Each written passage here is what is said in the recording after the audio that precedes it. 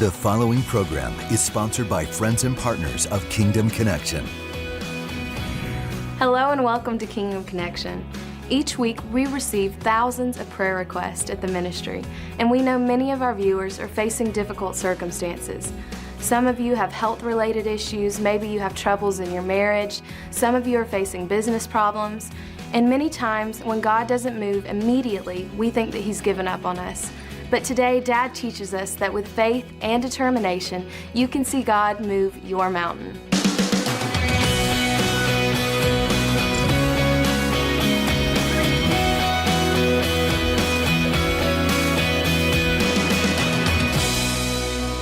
I want you to go with me to the book of Acts chapter 20.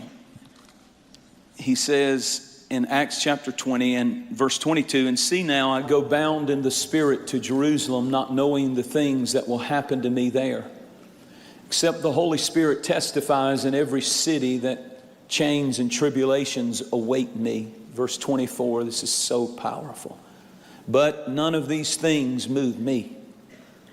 I know chains and tribulation and suffering is waiting for me where I'm headed, but none of these things move me, nor do I count my life dear to myself, so that I may finish my race with joy in the ministry which I have received from the Lord Jesus, to testify to the gospel of the grace of God. I'm going to finish my race with joy. None of these things move me. These are the words of a man who was determined to do what God had called him to do. Webster defines the word determination as being to reach a decision about something, to have one's mind made up, to become unwavering in one's actions, listen, and attitudes. I have determined, I have determination. I will not waver in my actions or my attitude. Desperation produces desire. Desire produces determination. And determination produces your destiny. I think of Rizpah, one of the concubines of King Saul, and how that she had two sons that were hanged by the Gibeonites. And she spread a cloth on a rock. For 3 months she lived there, and she beat the jackals. She kicked the jackals away and beat the fowl of the air off of the corpses of her children. And they were dead, but she was so determined to save her family, and her sons were dead. If she was that determined to kick the jackals and beat the fowl off of her dead children, how much more should we be determined to see all of our children saved and free and in the plan and purpose of God? She had a determination about her family, and she held to it. And the word reached the king. Please understand, if you're full of determination, you can get the attention of the king. It is determination that reaches the attention of the king.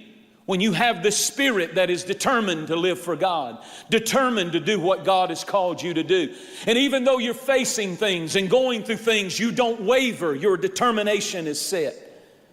This is a powerful thing. Most men fail not because of lack of opportunity, not because of lack of education or lack of talent, but because of lack of determination. Napoleon said determination makes you invincible.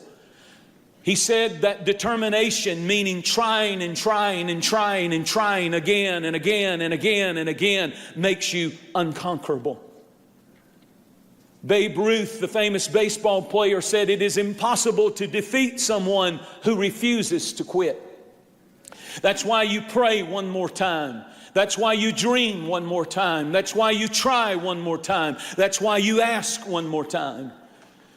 Ludwig Beethoven was 5 years of age when he played the violin masterfully. By the age of 13, this prodigy in music was an accomplished pianist. By the age of 20, he had studied under Mozart and Haydn. He had written 9 symphonies and many music chamber music. At the age of 20, he began losing his hearing. By the age 50, he was completely stone deaf. He could hear nothing. And he was determined to get the music out that was in him, even though he was totally deaf. And what he did was he sawed the legs of his piano off and laid the piano on the floor and laid on the floor with it so he could feel the vibration of his music, and wrote his greatest symphonies when he was stone deaf through sheer determination. One day they heard him pounding with his fist in aggravation and frustration on the keyboard.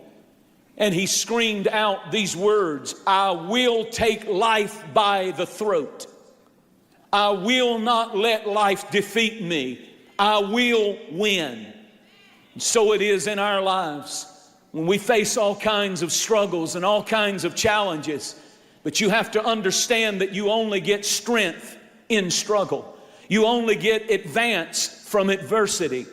And you change the level of your determination when you hit rough times. And if you don't change the level of your determination, then you will give up and walk away from what God intended you to have. You have to at times take life by the throat. I'll take this sickness that has come by the throat. I'll take this challenge against my family by the throat. We need to quit whining and feeling sorry for ourselves and having pity parties. And we need to stir up something in us called a divine determination that says, I take life by the throat, whatever comes at me. None of these things move me. I'm going to do what God said I could do. David lost his family, lost his home, lost his resources at a place called Ziklag. And he went and said, God, what shall I do? And God said, pursue. Pursue the supernatural. Pursue restoration. Pursue the miraculous. If God tells you to go after it, it's because He plans on you getting it. He doesn't tell you to go after and pursue if He doesn't plan on you making it so He can just tease you with failure. God has told some of you to pursue a dream, to pursue deliverance for your children, to pursue a breakthrough in your life, to pursue things that are greater than you're even thinking you're capable of doing. And the word of the Lord to you is pursue the miraculous, pursue the supernatural, pursue and you shall doubtless, God said, recover it all. The Bible said when he got and pursued and found the enemy, they were having a party with his stuff. They were drinking and playing and having a party, having a big party with all of the stuff they had stolen from him. You know, the enemy doesn't care as long as you play church. That doesn't scare the devil. He has a party. But when you decide to pursue, when you get determined and you say, I'm going to take life by the throat, this attack against me and my family, my business, I'm not going to just lay here and take it. I am determined that none of these things move me. I know God said I'm going to do some things and I'm going to do them. That's what it takes. It takes that kind of divine determination. Jacob had that determination. The Bible said that he wanted a blessing. He wasn't in line for it. He wasn't the most qualified. He wasn't the most talented. He was not the most good, best looking. But he was the most determined. And he wrestled, listen to this determination. He wrestled with an angel until the breaking of the day. And as soon as he started wrestling with the angel, the Bible said the angel at the beginning of the wrestling match reached over and touched the hollow of his thigh. That is the socket where your leg and your hip bone connect, and he disconnected his leg from his hip bone. Can you imagine the pain? And that's where most of us quit and give up. But the thing that I want you to see about Jacob is he wrestled in his pain the rest of the night. He was so determined that he went from fighting to clinging. When he couldn't fight anymore, he clinged hold of that angel and wouldn't let him go. And the angel said, "Get off of me, freak. What's wrong with you?" And finally, the angel looks at him and says, "Will you relax a little bit? I hurt you. I thought you would quit when it got painful, but I believe you're clinging. If you will go from fighting to clinging,"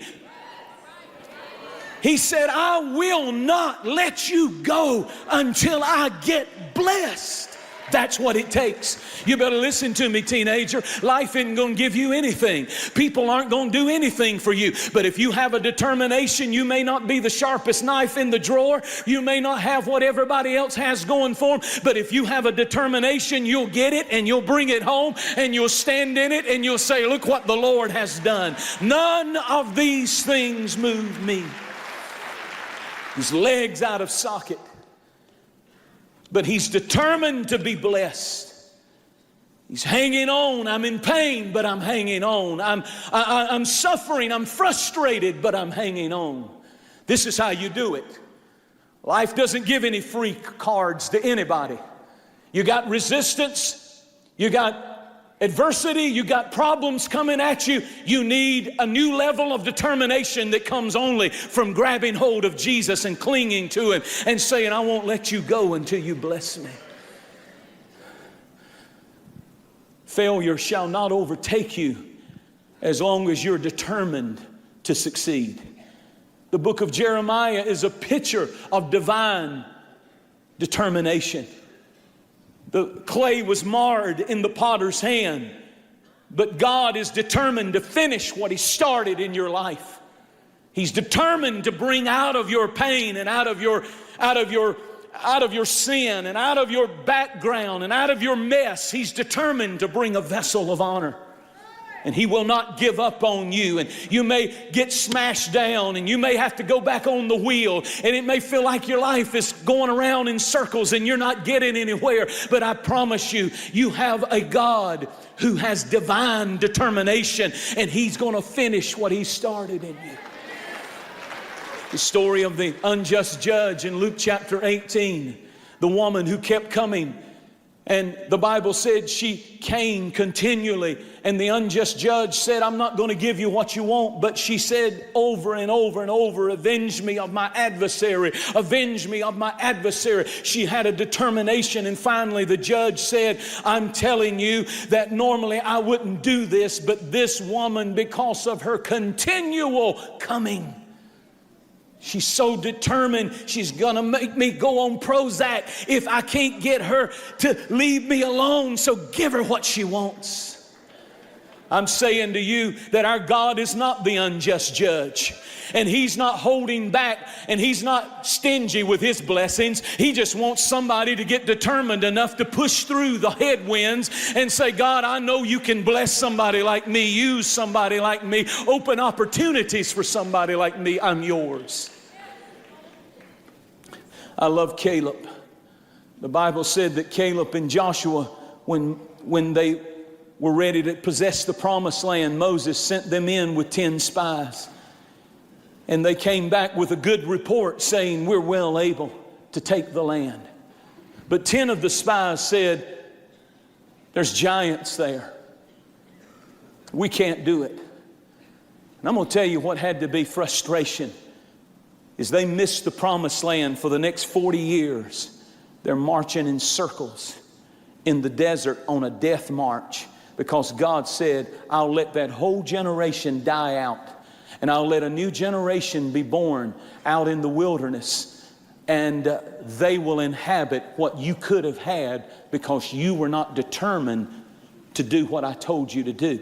And every day for 40 years I can see Caleb walking in the death march, and one dies and another dies and another dies. 2.5 million over 40 years die out, and finally the last one dies. And now he was 40 when he started, or 45. Now he's 85 years old.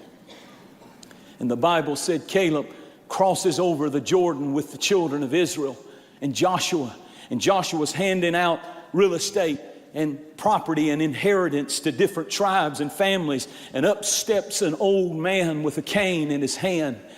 He says, give me this mountain. 40 years ago, I saw a mountain. My eyes saw it.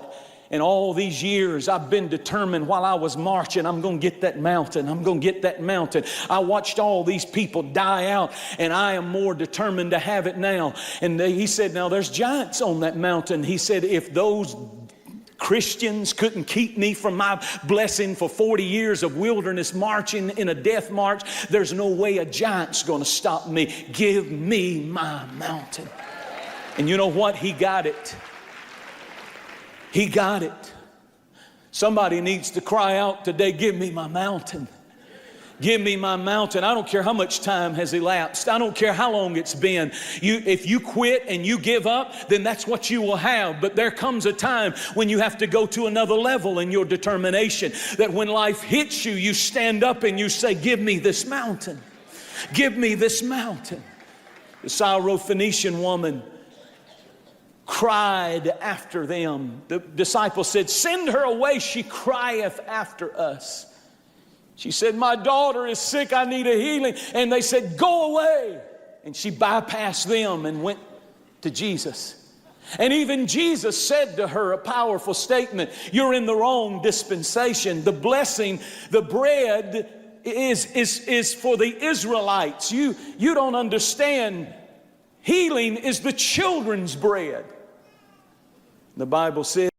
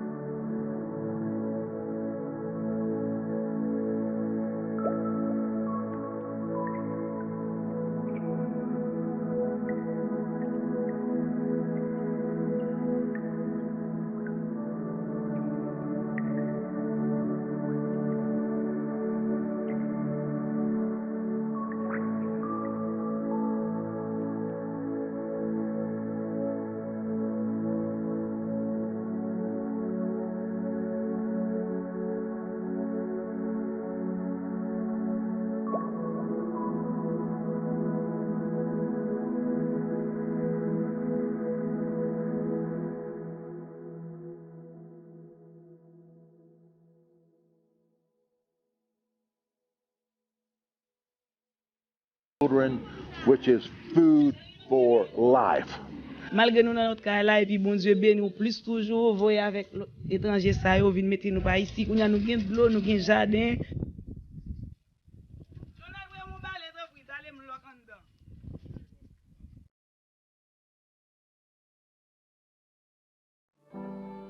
It's a beautiful thing that God has provided. He gave them food to start, clothes to wear. Now He's given them a facility by which they can earn a living.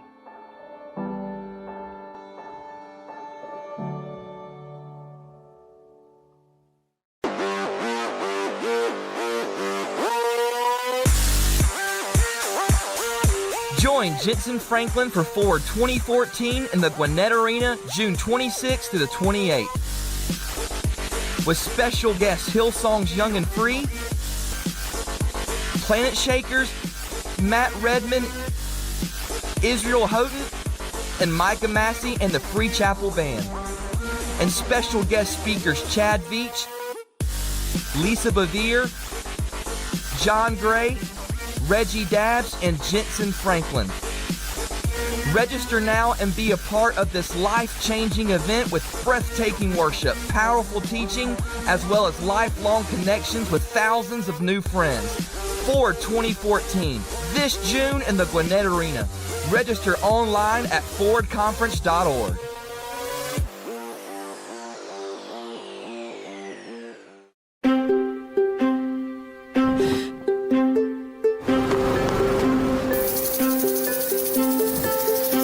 Life is real, vivid, alive, beating, breathing. It happens behind closed doors and out in front. There's joy, there's laughter, and chaos. Lifelong friendships are forged, love is found, moments cherished, and never forgotten. Life is a gift, and together we are real family, real friends, real people, experiencing real life. This is Free Chapel.